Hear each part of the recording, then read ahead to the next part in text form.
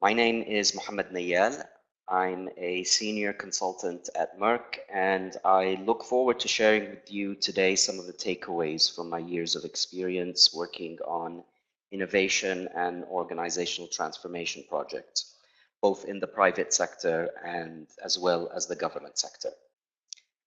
This webinar will last about 25 minutes. I'll go over a number of slides. As we go through the presentation, please feel free to type your questions into the chat window located at the bottom of your screen as I go along. We'll capture your input and try to answer your questions at the end.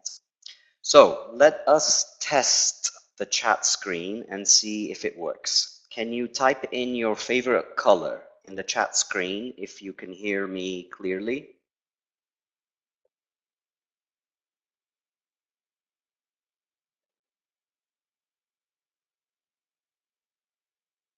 Right, green. Thank you, Maruf.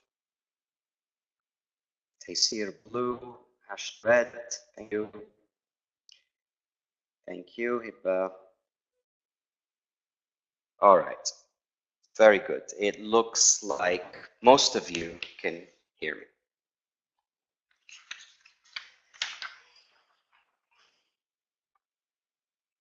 Just a quick background about myself. I started my education in engineering and transitioned over the years into strategy, where I worked in the financial sector with HSBC America.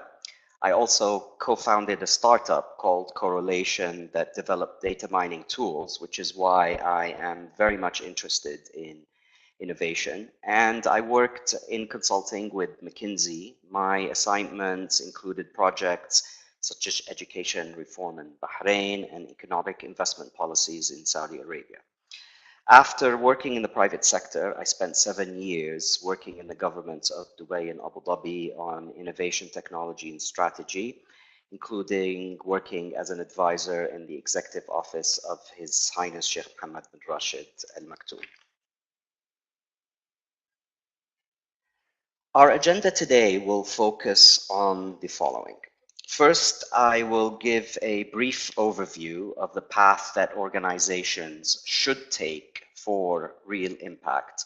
Next, I'll talk about the solution focus, the focus that companies do when trying to define a future strategy and a future goal.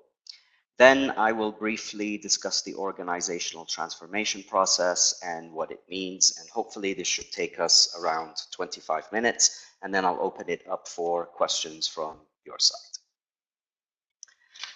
So generally speaking, when organizations are faced with new challenges and opportunities, success is achieved by two things. First of all, they need to create great solutions. Innovative solutions that create a new path and are different from the competition. But then they efficiently need to scale those solutions within the organization. And to do this, companies need to be both great innovators or leaders of innovation, but also great leaders of change. So what does this mean? Now, organizations begin with a challenge. The challenges could be many things. For example, organizations could be facing the arrival of a new technology, a new competitor that threatens to take away the market share or even drive the company out of business and into bankruptcy. So the solution focus is about creating something new and adapting that solution to the organization's capabilities. But at the same time, the company has to align all of its different resources behind this new change and really engage the employees with the new direction. So I want to ask you a question because I'm curious what everybody thinks. Which one do you think is harder?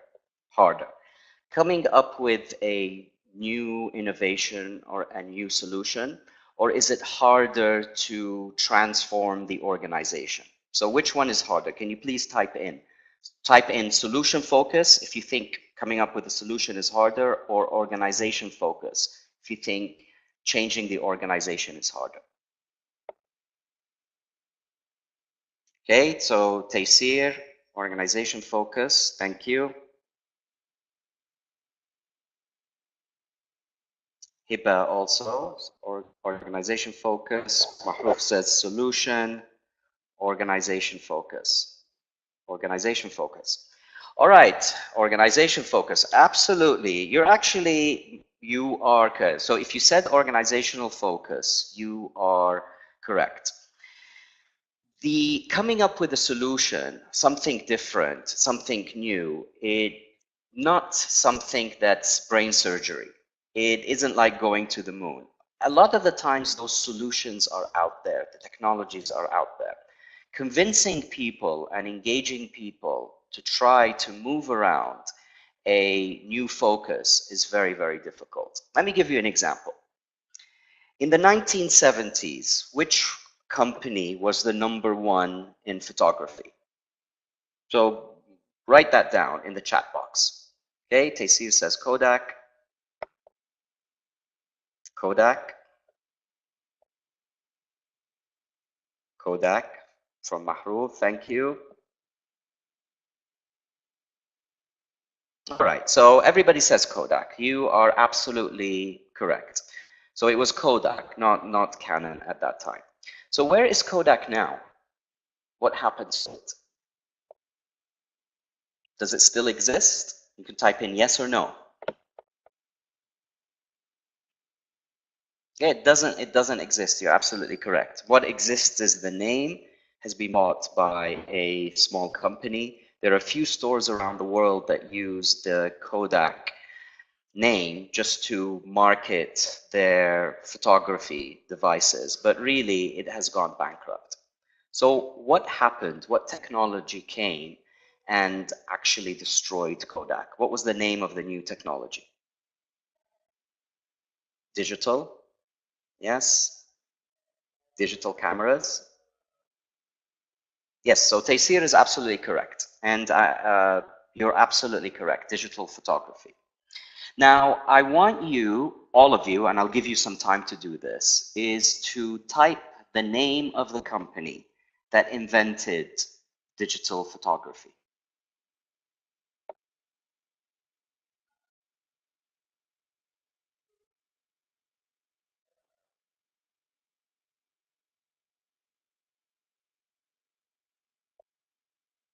Which company do you think it is? Samsung, all right. Good guess. Let's wait for everybody else. Samsung too.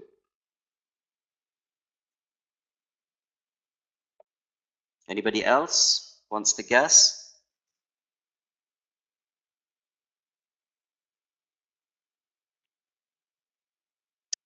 Apple or BlackBerry?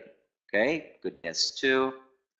Samsung. All right. Everybody looks like they're copying Maruf, and because Maruf said Samsung first, everybody else typed in Samsung. Although Taysir says Nikon. All right. It's none of those. Let me give you a hint. It begins with a K. So try that again.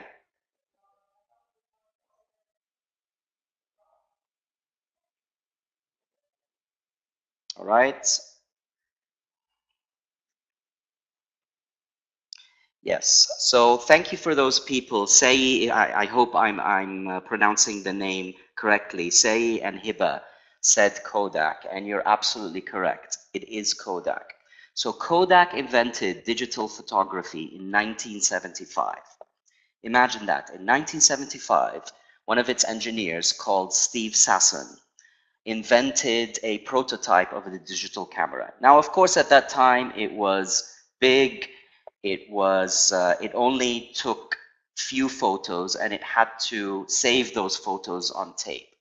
But Steve Sasson went to the CEO and the CEO said no. Now, it's interesting, the CEO said no because why do you think he said no? What was the main reason? You can type in what you think. I'll wait a little bit. I'll give you a few seconds. Cost, okay, good. Change.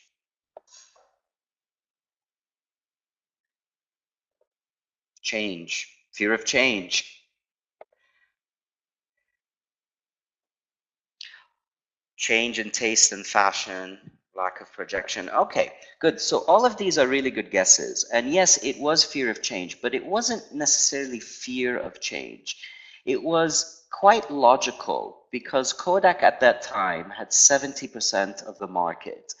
And at that time, 70% of the market, it basically made all its revenues from developing films. And if this new technology came along, then what would it do with the current revenue source? It would completely destroy it. So part of it, at least to Kodak, was logical. They also had other reasons. They thought that digital photography wasn't good quality, and it's true, it wasn't good quality at that time. It was expensive, so those of you who said cost too. So there's a lot of things that were working against it. So Kodak missed the digital photography revolution, and along came another company called Sony, and Sony invented the digital photography, a different type of technology, in 1981. So digital photography had been around. Now Kodak, when Sony actually started selling digital cameras, they laughed. Their response was, haha, this will never work. Why do you think they thought that this would never work? So it wasn't cost, it was more about what they thought was that people want pictures that are high quality. And what would they like to do also is touch and feel the photo. Remember, actually, some of you probably weren't born back then, but I was around in the 80s and 90s, and people used to use something called albums. Yes, I know some of you don't know what albums are, but we'd have all our photos, we'd put them all into these big albums, and then when our friends or relatives came across, we'd show them what those albums are. So people like to touch and feel the photo. And that was true, even though I was one of the first users of digital photography. Whenever I took a photo on camera and it was saved to a disk, something like that, then I would take that disk to a shop and I would actually print it. But that didn't last very long. What happened is cameras started becoming better and better. The quality rose up. Now, actually, even your smartphone can take a much better picture than Kodak used to take back in the 70s, or at least the same resolution. So it wasn't the solution focus. You're absolutely correct. It was the organizational focus. So let's talk a little bit about the solution focus. So the solution focus mainly asks the following question. What innovation can you come up with to stay competitive? Now, why would you want to stay competitive if you are currently number one? So this is a question that maybe you can think of and type an answer into the chat box. Why do you constantly want to innovate even if you have a monopoly? Let's say that you have 100% of the market. Why do you want to change something that's really, really good?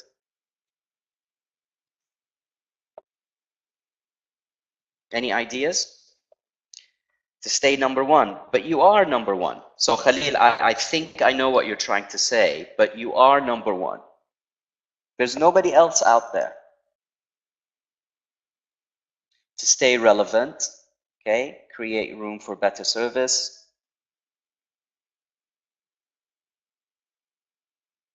Sustainability, competitive edge. All right, so yes, you're absolutely correct. So the concept is, if you don't create something new and change the way business is done and actually make it better, easier, less costly, somebody else will. And this has happened throughout the past 100 years. You become irrelevant, as a lot of you have said, is a new technology comes by, as another smaller company that's more nimble, that's more agile, will come across and will eat your lunch. So the example a lot of the times that we use with companies, we say that you have to eat your own lunch, because if you don't, somebody else will come and do that for you. and then you will be out of business. Take a look at these companies. We've already spoken about Kodak, and Kodak is bankrupt. Borders used to be a huge bookstore all around the world, and now they're bankrupt. They have a few stores in places like this region, the Middle East, where people still actually buy paper-based books. But in the future, Borders is going to go out of business. And actually, even if you go to Borders right now, books is just a part of what they do. They're trying to get into other things, stationery and toys. But one example that is actually quite interesting is Yahoo. So at that time, I was working in Silicon Valley, and Yahoo is in Silicon Valley, and it was really the darling of investors, the darling of the internet in 1998. It could do no wrong. So what do you think at its height Yahoo was worth? So type into your chat box, how much do you think it reached market capitalization or market value? This is how much the company was worth. The biggest. So type it. Do you think 1 million, 2 million?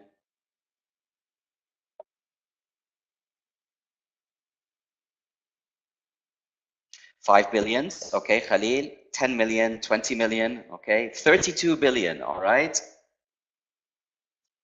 Good. Anyone else? See, Maruf is typing. 25 million. All right, very good. I like those answers. Yahoo in 1999 reached $100 billion. So 25 million was what it spent each day. 100 billion is a lot of money, especially at that time. Now, I mean, Apple is worth 1 trillion, but at that time, 100 billion, it was the second richest company in the world. In 2016, now we're talking about 17 years later, it was sold for 4 billion. Now, 4 billion is still a lot of money, but imagine it went from 100 billion to 4. So if you had investments of $10,000 in 1999, how much would they be worth in 2016? Type your answer in the chat box, please.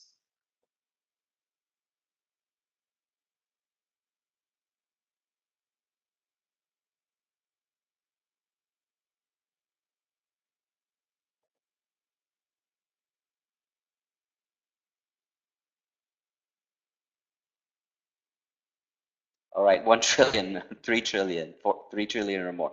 Actually, maybe I asked the question in the wrong way. So Yahoo was worth 100 billion in 1999, but in 2016 was worth only 4 billion. So what would happen is that it lost 90%, 96% of its value. So if you had $10,000 invested in 1999, it would be worth $400 now. You would pretty much have lost all of your investments. The same thing happened to BlackBerry a few years back, or I'd say 10 years back. Everybody had a BlackBerry. That really was the smartphone to have. And now it's gone. Same thing with Sun Microsystems. So all of these companies, they have one thing in common, is that they started out coming up with something innovative. Actually, Kodak, they came up with a new way of photography in the 1930s, and that's how they actually became quite big and quite famous. But then they stopped innovating. They stopped coming up with something new.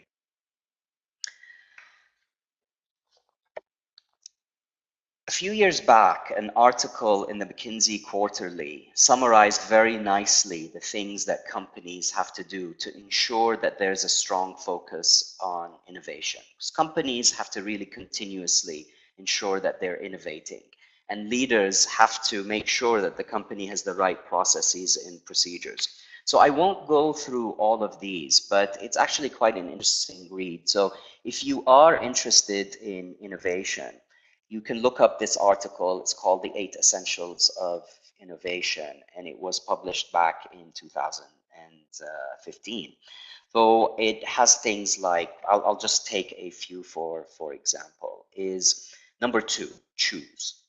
So choose means that you have come up with a lot of different solutions. And what you need to do is you really need to focus on one or two. You can't be doing 10 things at the same time. So just make sure you focus on some of those things and you put in sufficient resources, because coming up with something new isn't necessarily cheap. So number 7 is about extent. Now, are you actually capitalizing on external networks? What does that mean? Each company, lots of companies have their suppliers, they have their customers, they have different stakeholders. Now, great ideas don't necessarily just come from you. They can come from anywhere. They can come from your suppliers, they can come from your customers. A customer can actually give you a very good idea. So if you'd like, you can look this up and read through it. So let me give you an example here. So does anybody know what this machine is? Can you type in your chat box what you think this machine is called?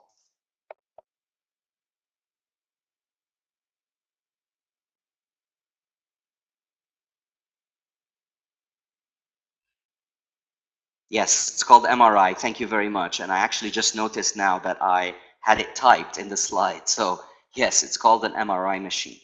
So it is not a very pleasant and nice thing to do to take an MRI.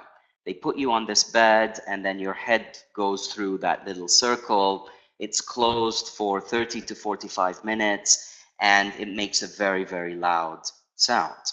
So it's not comfortable even for adults, and people who have been through it, they don't want to do it again. Some people actually get very, very afraid when they go in, especially kids.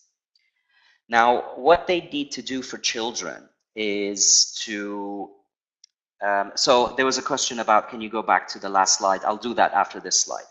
So the things that they used to do is they'd have to sedate children. So they'd have to give them an injection and make them go to sleep. 90% of the children had to be put to sleep. Now, hospitals didn't want to do that. Parents didn't want to do that. Why? Why don't you actually, you don't want to give your child an injection and make them go to sleep?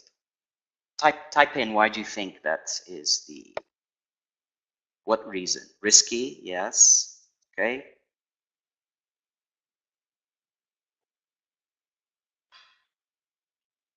Fear, right? Yeah, side effect and risk. Okay, good, very good. So thank you. Yes, you want to try to not give an injection as much as possible, because some things could go wrong when you're actually going to sleep. Now, also, that was a cost. It was an extra cost for hospitals, for insurance companies, and at the end, the customer needed to pay for that. So there's this engineer, his name was Doug Dietz, and Doug worked on these MRI machines, and it actually quite hurt him, and he really didn't like that 90% of children had to be sedated, given an injection. So he sat down and he said, okay, there must be a better way to do this. Now, how would you change this? What would you do to actually make this a better experience for children? Any ideas out there? You can type in, if you have any ideas, you could please type it in the chat box.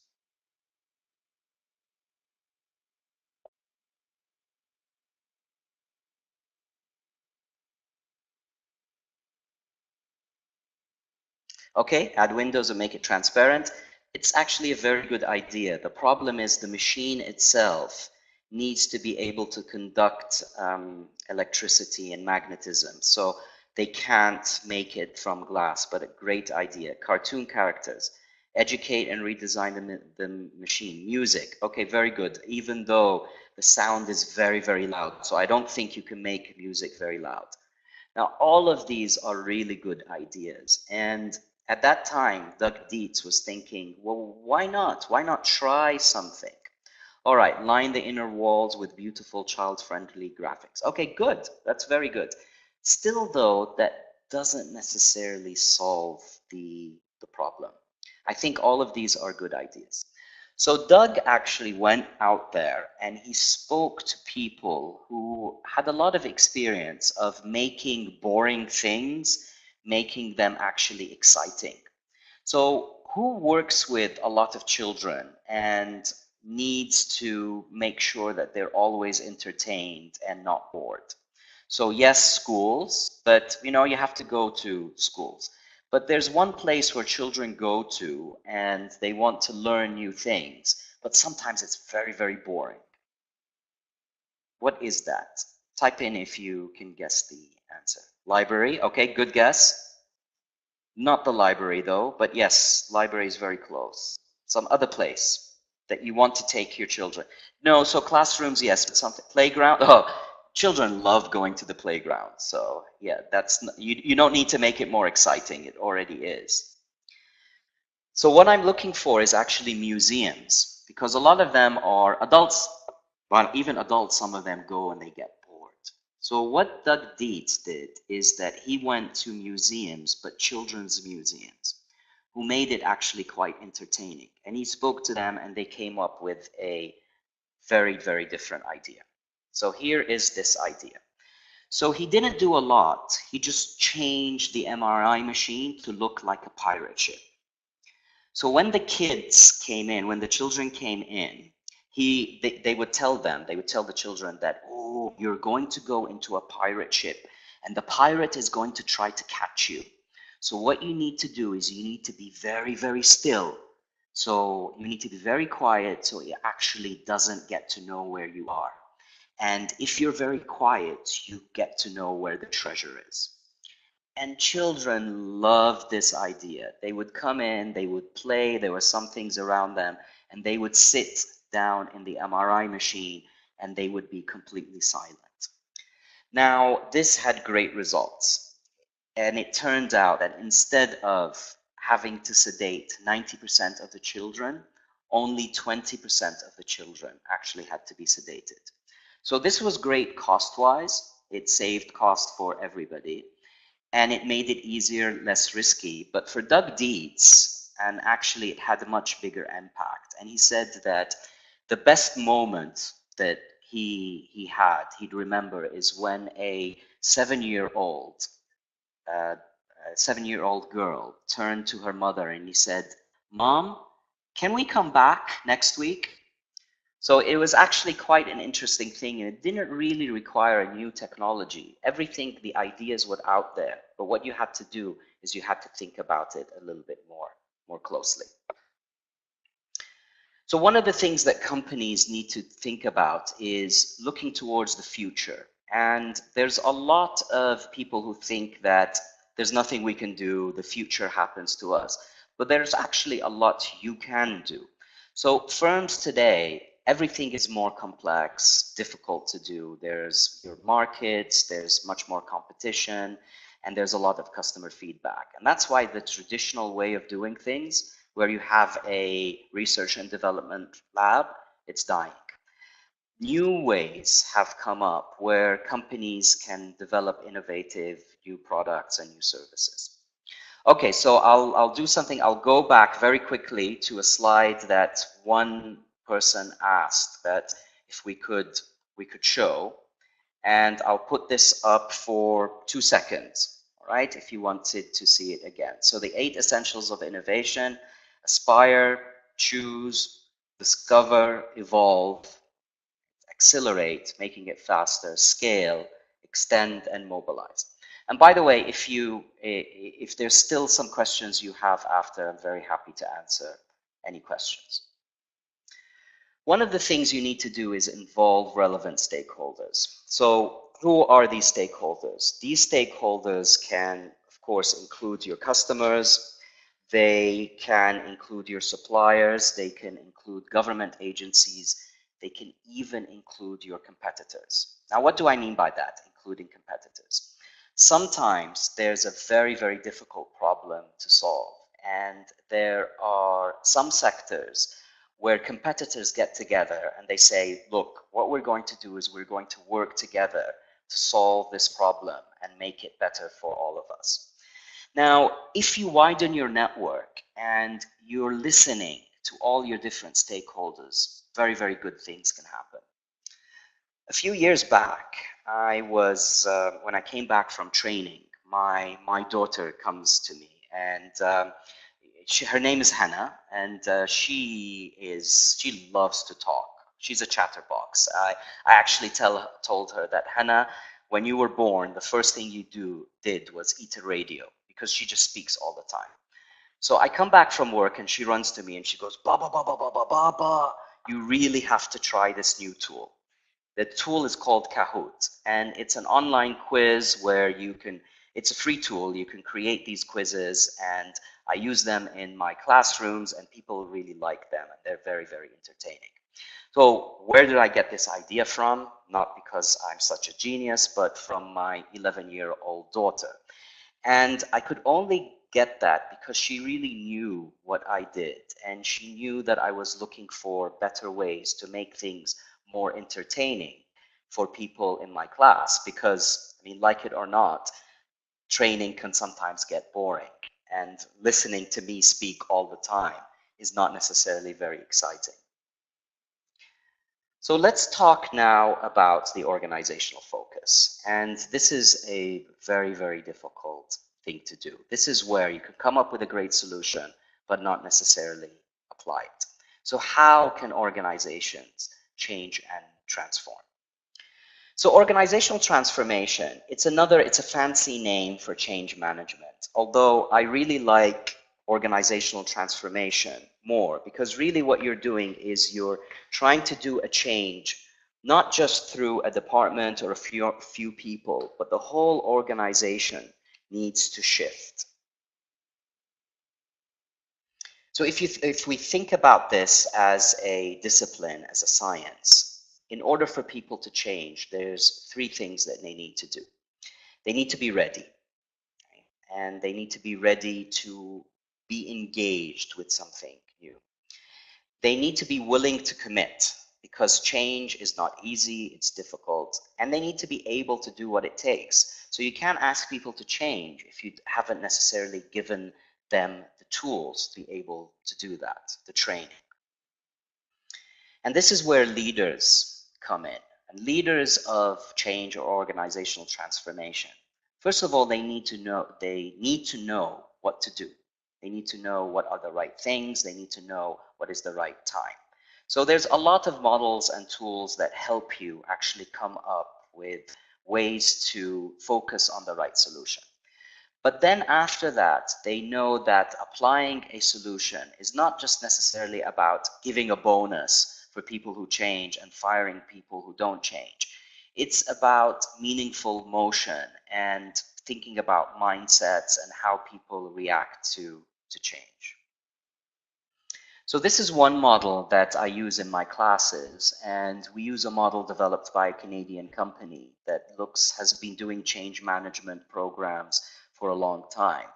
And they look at 7 steps. They say you need to first of all understand, then you need to enlist people, then you need to make a vision of the future, and so on. And the first 3 steps are about aligning key stakeholders, and the next 4 about engaging the organization. And what we do in our course is we take a software, a program that this Canadian company has developed called Experience Point, and we simulate a change in an organization that is going from a government organization to a semi-government or a private organization. And we look at all the different steps and how actually complicated it is. The example that I like to bring up is transformation can actually make you much, much better. There's a book, a really, really good book called The Power of Habit. Now, some of you might have read it, but there's a story in that book where the author talks about Alcoa. Alcoa is a company that works on developing aluminium and steel. And in 1987, they had a new CEO. And this CEO comes in, and his name is Paul O'Neill. And he actually speaks and everybody is listening to him. And he says, if the first thing he says is, I want to talk to you about worker safety. And he says, my goal is to make Alcoa the safest company in America. That my goal is to get to 0 injuries. Now the audience was confused, and then they didn't like it at all. Why didn't the audience like what he said? Can you type in your chat box, why do you think they had a problem with what he said? I mean, of course, nobody wants other people to get injured. But why were they upset?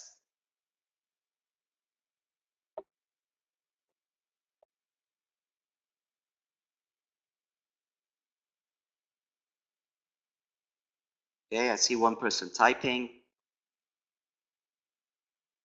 Well, the reason why they were upset, exactly, because no profit for the company.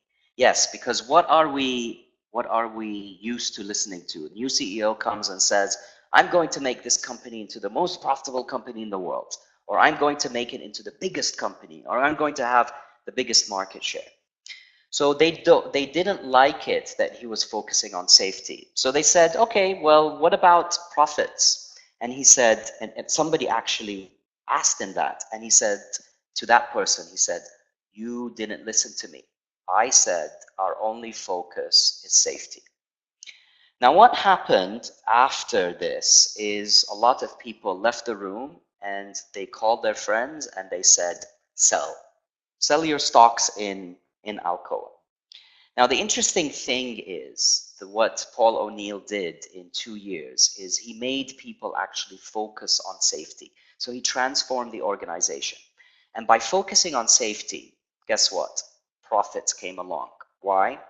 Because the employees felt more safe, they felt more engaged, their productivity went up when they felt that somebody up there in management really, really cared about them.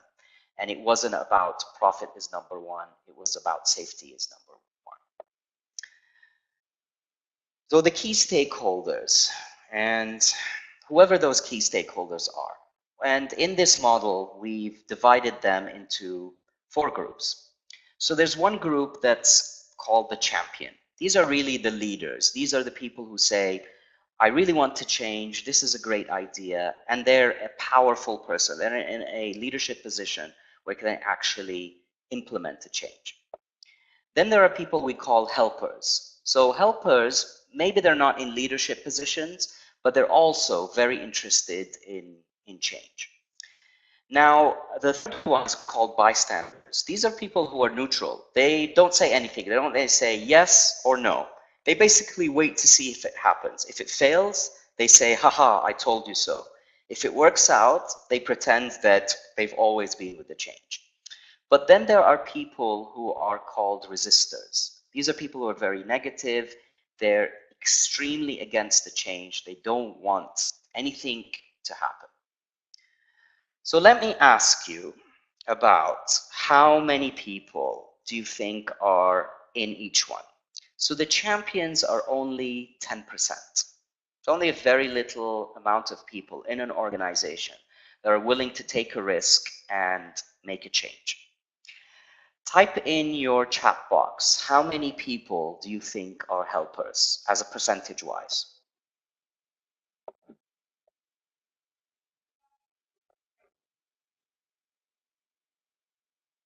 Mahroof says 5%.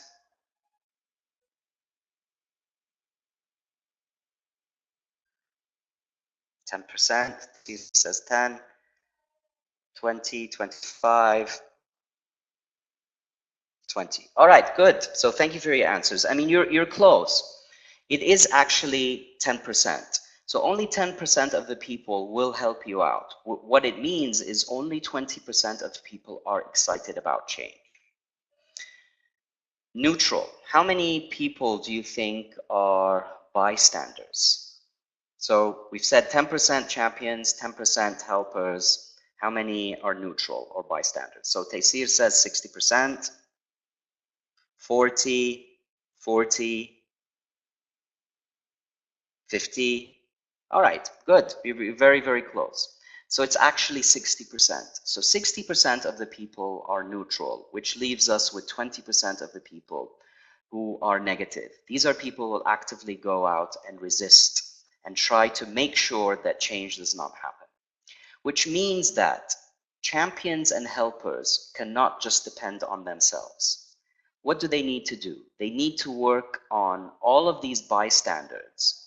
Maybe they can't change all of them to helpers, but they need to get to a point where 60% of the people at least are with the change. And that's called a tipping point. When 60% of the people are with the change, they're not just bystanders anymore, then that actually begins a transformation in the company. All right, so let's summarize what we spoke about today. So we said that if you want to arrive at a place where there is real impact, where you see a change, it's a journey. And the journey begins with focusing on the solution, but always keep in mind that it's also about organizations. You begin with a challenge, and the challenge could be anything. It could be a new competitor coming in. It could be the changing social dynamic. It could be changing demographics, whatever it is, and you need to arrive to impact. So you need to create, adapt to a new solution, but at the same time, you need to align and engage. So if you'd like to learn more about what we spoke about today, so we take 5 days and we go through this leading and managing innovation and change. 2018, we have a course in November in Dubai. It's called a Certificate in Leading and Managing Breakthrough Innovation. And in 2019, we have the same course, but the title has changed a little bit to include organizational transformation in March and in October. So I'd like to thank you very much for attending this webinar, and thank you for being patient and answering all the questions. And now I'd like to open it up for any questions that I can help. Also, if you don't want to send the questions now, you can see an email here, meirc@meirc.com. Be very happy to answer any questions that you have if you'd like to send them there.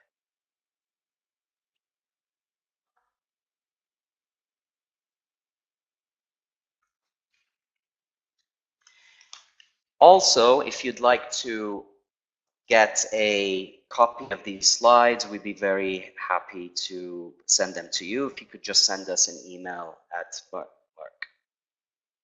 All right, yes, we can send you the presentation. All right, I see a few people typing. Thank you also, Qais. Thank you very much. All right, so we have your emails. We have your emails, and we will send you a copy of this presentation. Please send us your questions. We'd be very happy to answer them. Thank you very much for all of your time, and we hope to see you in one of our courses.